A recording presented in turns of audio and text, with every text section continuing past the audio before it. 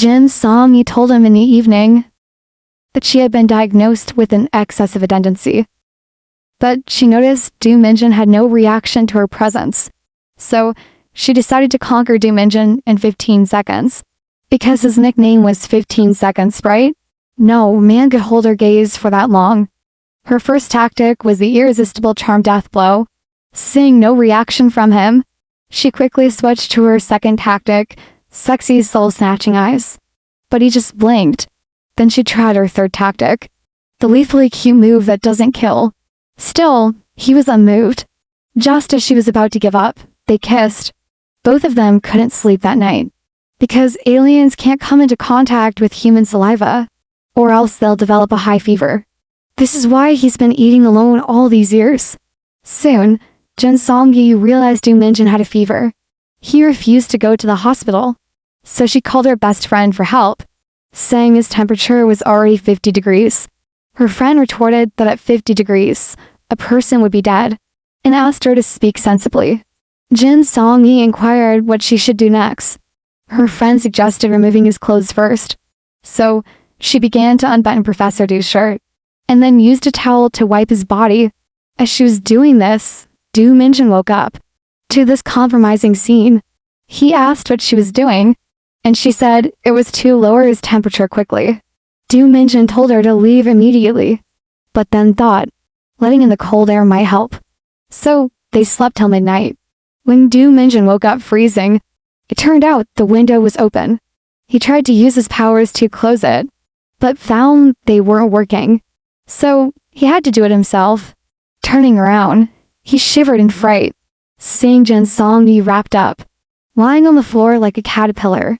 He kicked her lightly with his foot, asking what she was doing inside. Jin Song-yi said she was worried about him and wanted to stay by his side, but it was too cold, so she had no other choice. She tried to unzip her sleeping bag, but couldn't. She asked Du Minjin for help, but he went back to bed. Annoyed that he wouldn't help her, she called him ungrateful, saying she was on the floor because of him. After a lengthy rant, Du Minjin finally couldn't take it anymore, picked her up, and threw her onto the couch, uttering a stream of highly annoyed words. It wasn't until the next day, when Professor Lin came to bring Du Minjin food, that he saw her still squirming there.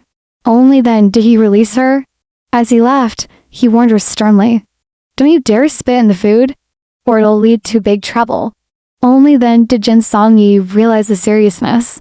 That evening, the two of them sat together and chatted. Suddenly, Jin Song-yi received a call from Zijing. Knowing Zijing wanted to harm him, Du Minjin used his powers to hang up the phone.